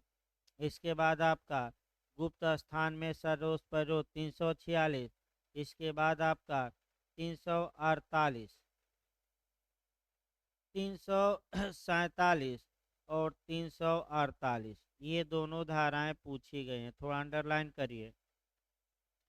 संपत्ति उद्यापित करने के लिए या अवैध कार्य करने के लिए मजबूर करने के लिए सदोष परिरोध, यानी कि इसलिए आप बंदी बनाए हैं कि अवैध कार्य कोई व्यक्ति करे या संपत्ति हमें दे दे, तो ऐसी दशा में 347 लागू होगी। और 348 महत्वपूर्ण है, ज़्यादा पूछी गई, भले 347 न पूछे, कि संस्वीकृति उद्यापित कराने के लिए या संपत्ति रिकवरी के लिए सदोष परिरोध की धारा में दंडनीय है 348।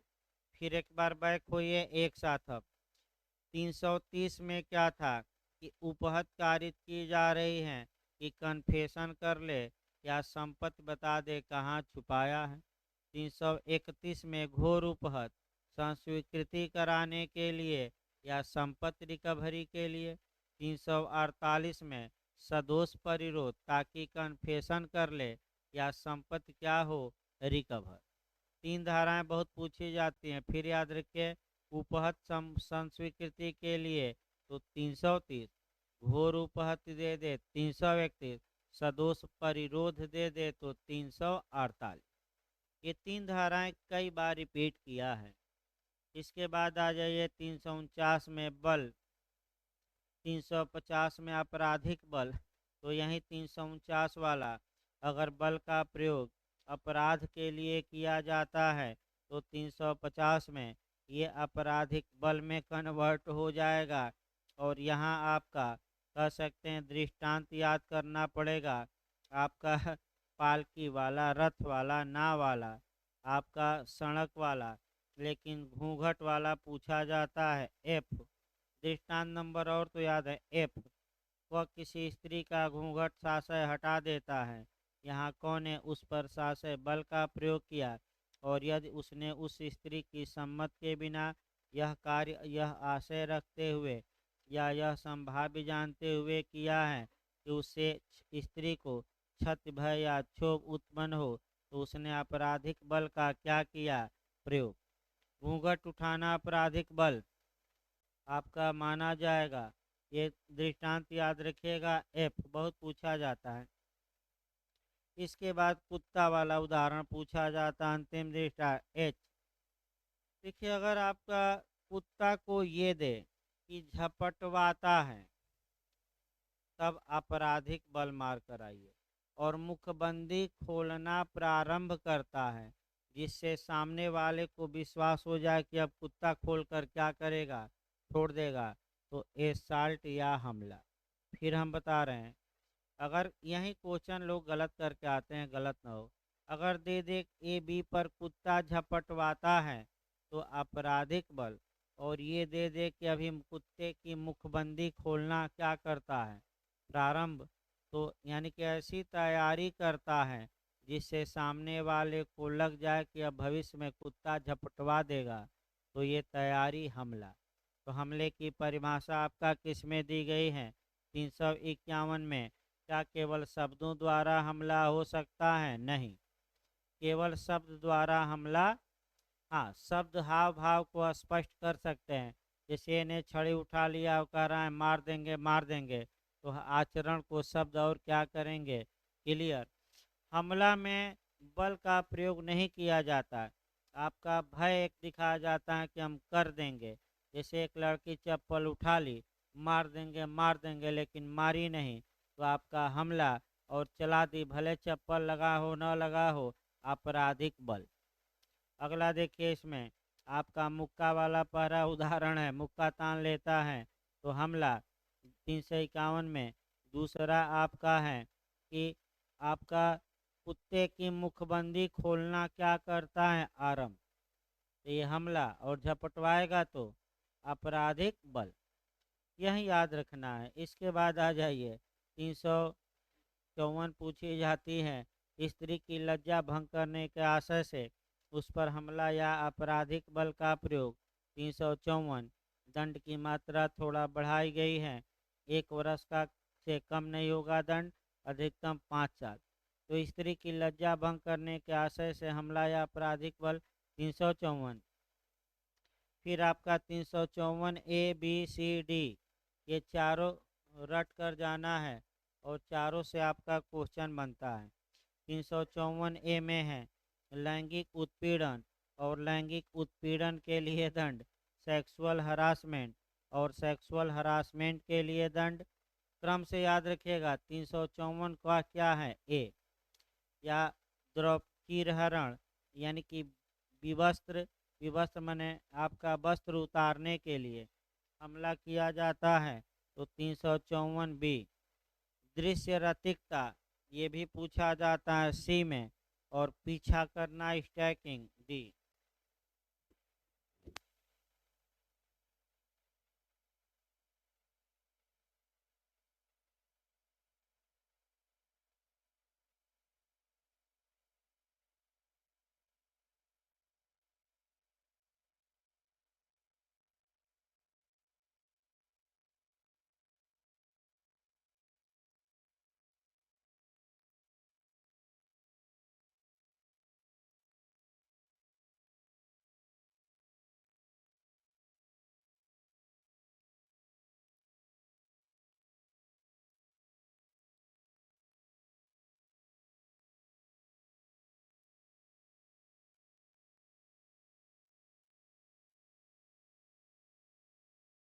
देखिए इसमें आपका सेक्शन जरूर याद रखिए भाई आपका 351 में सेक्सुअल हरासमेंट, नहीं 354 है, 354 बी में आपका याद रखना है आपका नंगा करना यानी कि विवस्त्र करना।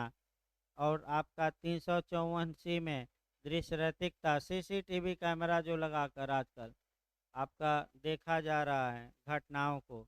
और 354 डी में पीछा करना, स्टैकिंग। ये कम से कम सेक्शन याद रखिए आपका। पहले में सेक्सुअल हरासमेंट, दूसरे में क्या है आपका नंगा करना, तीसरे में क्या है दृश्य रतिकता यानी कि आपका, चौथे में पीछा करना।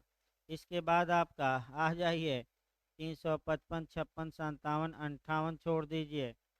इसके बाद 359 से व्यापहरण दो किस्म का होता है। तो व्यापहरण कितने प्रकार का होता है? दो, एक भारत से व्यापहरण और दूसरा विधिपूर्ण संरक्षक की संरक्षकता से। भारत से व्यापहरण किस धारा में? 360। विधिपूर्ण संरक्षकता से व्यापहरण 361। पिछली बार एजे में आई थी। लड़का हो तो 16 साल से कम, लड़की है तो 18 साल से कम, बहका ले जाता है, फुसला ले जाता है। दो केस कम से कम याद रखिएगा, उसी पर समस्यात्मक क्वेश्चन आता है। एक आर बनाम प्रिंस का और एक बरद राजन का। देखिए आर बना दोनों बताना पड़ेगा आपका, इसमें थोड़ा पूछा जा गया है समस्यात्मक क्वेश्चन। आर बनाम प्रिंस और बरद राजन भारत में। आर बनाम प्रिंस के बाद में एक आपका 14 साल की लड़की थी। अभियुक्त प्रिंस उससे मिला। एनी फिलिप्स लड़की का नाम था। अभियुक्त ने पूछा तुम्हारी एज कितनी है? लड़की ने कहा कि 16 साल से ऊपर है। इंग्लैंड में एज 16 है। तत्पश्चात आपका कह सकते हैं कि तत्पश्चात अभियुक्त अपने घर ले गया। अभियुक्त को किडनैपिंग के लिए दोषी ठहराया गया क्योंकि स्त्री की सम्मत कोई बचाव नहीं देगी। व्यापहरण एक ऐसा अपराध है जिसमें आशय का होना आवश्यक नहीं, मात्र कार्य के आधार पर व्यक्ति क्या होगा? दंडित। किस केस में कहा गया कठोर दायित्व का अपराध है? आर बनाम प्रिंस। वरदराजन के केस में ये कहा गया कि अभियुक्त को दंडित कराने के लिए ये साबित करना आवश्यक होगा कि अभियुक्त ने लड़की को अपना घर छोड़ने के लिए प्रेरित किया। अगर लड़की पहले ही गार्जियन को छोड़ चुकी है, अभियुक्त को रेलवे स्टेशन पर मिलती है, लड़की की एज 14 या 15 साल है, अभियुक्त अपने घर ले जाता है, तो अभियुक्त ने कोई अपराध नहीं किया। लेकिन आपका समस्या थोड़ा बहुत घुमा देता है कि उससे विवाह करके रिलेशन बनाता है तो बाल विवाह में जाएगा, दुराचार में जाएगा, अपनी पत्नी के साथ दुराचार करना, लेकिन किडनैपिंग के लिए दोषी, क्योंकि लड़की ने अपने पिता का गार्जियनशिप पहले ही क्या कर दिया है? छोड़ दिया है। इसके बाद आपका 362 अपहरण। तो व्यापहरण अपहरण में पूछा जाता है, अपहरण एक अनवरत अपराध है, इसमें आशय का होना आवश्यक है। दूसरा क्वेश्चन, अपहरण तभी अपराध होगा जब आईपीसी में दिए गए उद्देश्यों के लिए किया गया हो। अपहरण पर जो केस आता है और 100 और 2 362 में, वह विश्वनाथ बनाम उत्तर प्रदेश राज्य। कौन सा केस है? विश्वनाथ बनाम उत्तर प्रदेश राज्य। इसके बाद देखिए आपका इधर की धाराएं भाई याद करना पड़ेगा और हमारे पास कोई उपाय नहीं है। 363 है, भीख मांगने के प्रयोजन के लिए अप्राप्त व्यय का व्यापहरण या विकलांगीकरण। 364, हत्या करने के लिए व्यापहरण या अपहरण। 364 ए महत्वपूर्ण है। फिरौती या हत्या करने के फिरौती के लिए आपका कह सकते हैं कि व्यापहरण या अपहरण, इसमें मृत्यु दंड भी दिया गया है। फिर 300 आपका 66, 366 है, अप्राप्त वय लड़की का उपापान। 366 भी विदेश से लड़की आयात करना और विवाह करने के लिए अपहरण करना। या व्यपहरण करना 366। अब इधर धाराएं आपको याद करना पड़ेगा और कोई उपाय नहीं है।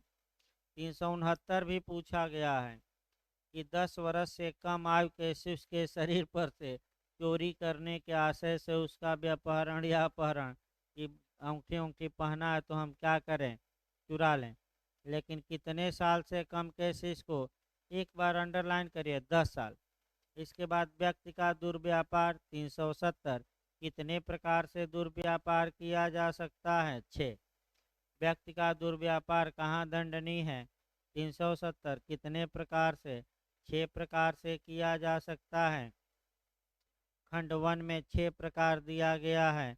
इसके बाद 370 में कुल 7 खंड हैं। कुल कितने खंड हैं, 7 खंड। आपका 370A ऐसे व्यक्ति का दुर्व्यापार जिस शोषण के लिए। हाँ, इसके बाद आपका 372 पूछा जाता है, वेश्यावृत्ति आदि के लिए अप्राप्त व्यय को बेचना। फिर खरीदना 373। 374 विधि विरुद्ध अनिवार्य श्रम। 375 बलात्संग। 2013 में ये धारा पूरी तरह नए सिरे से लिखी गई। 376 में दंड। फिर 376A-B सब पढ़ लीजिएगा। और 377 का आधा हिस्सा आपका वैध है, आधा हिस्सा अवैध। केस याद रखिएगा कि आपका नवतेज सिंह जौहर, यानी कि आपका पशुओं के साथ अप्राकृतिक काम करते हैं तो आज भी आप दंड के क्या होंगे, भागी। लास्ट में देखिए आपका 299 और 300 में लिखिए अंतर पर केस। 4 केस 5 केस याद रखिए। जज का नाम, क्या कोटेशन आया, एक क्वेश्चन आ। देखिए आपका धारा 300 में 5 अपवाद हैं। 5 अपवाद एक बार देख लीजिएगा क्रम से। पहले में प्रकोपन है, किस में क्या है, और दृष्टांत। अब उतना संभव नहीं है। लिखिए भाई आपका 299 और 300 पर केस, एक जगह लिख लीजिए तो लास्ट में।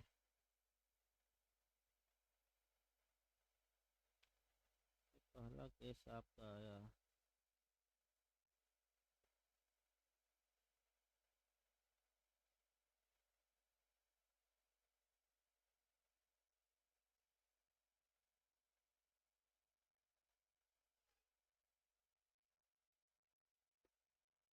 ये निकालने दीजिए हो थोड़ा।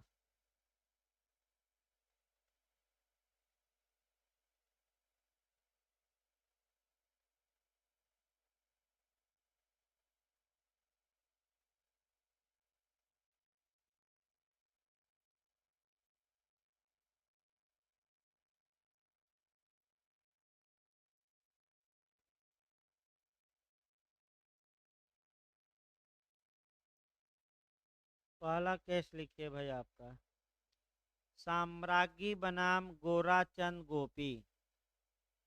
साम्राज्ञी बनाम गोराचंद गोपी, ये पहला केस है। साम्राज्ञी बनाम गोराचंद गोपी। जस्टिस पिकाक, जस्टिस पिकाक।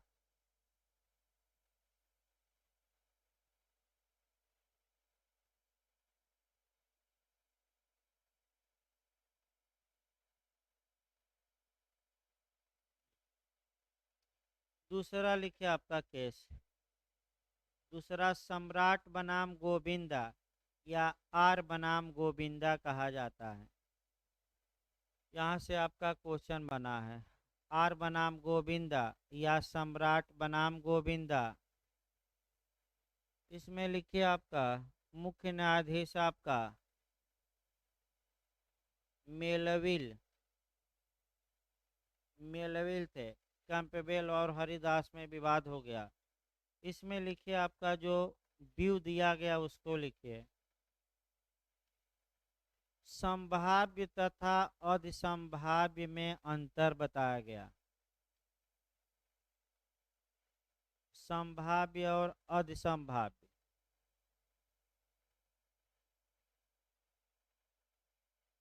में अंतर बताया गया।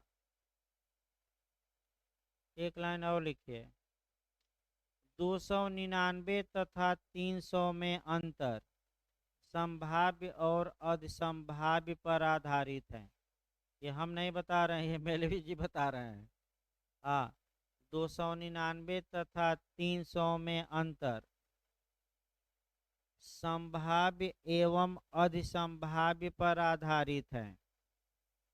संभाव्य अधिसंभाव्य आए तो आपका कौन सा केस मारना है? आर बनाम गोविंदा।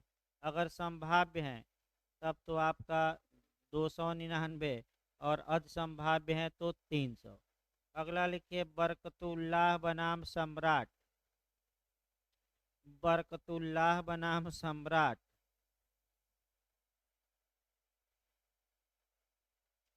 जस्टिस प्लाउडन, ये पिछली बार आया था।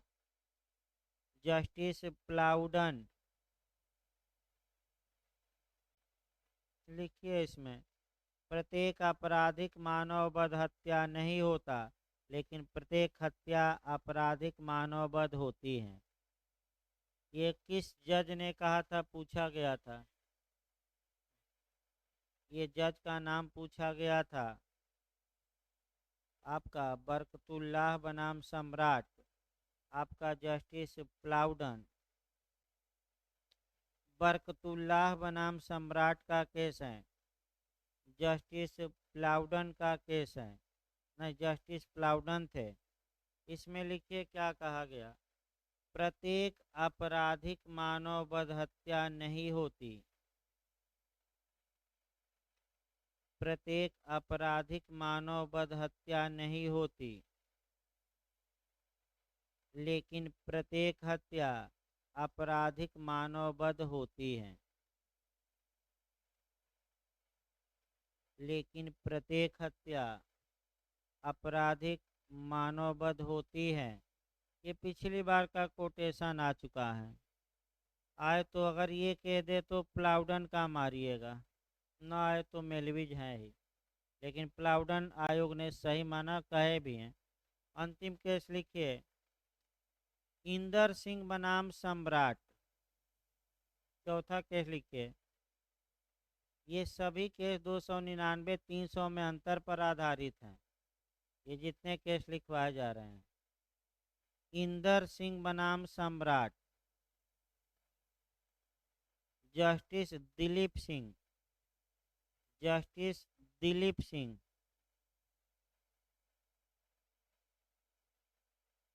देखिए आपका केस याद रखिए, जज का नाम भी लास्ट में एक लाइन लिखिए, 299 तथा 300 में अंतर आशय और ज्ञान की मात्रा पर आधारित है। ये पहला पोजीशन देखिएगा, 299 तथा 300 में अंतर आशय एवं ज्ञान की मात्रा पर आधारित है, यानी कि इंटेंशन और नॉलेज। तो अगर हल्का सा इंटेंशन नॉलेज ज़्यादा है तो मामला आपका 302 में आएगा हत्या में, और हल्का सा कम है तो 304। कब ज़्यादा है कब कम है ये डिसाइड करना आसान काम नहीं है। ये प्रत्येक मामले के तथ्य एवं परिस्थितियों पर क्या करेगा, निर्भर। इस प्रकार आज की कहानी समाप्त की जाती है। जो लोग भी भाई परीक्षा देने जा रहे हैं, आपका शुभकामनाएं उनको। 15 तारीख से फिर क्लास आपका शुरू होगा नया। आपका इधर आपका सोमवार मंगल को क्लास बंद रहेगा। 15 तारीख से फिर आपका क्लास शुरू होगा।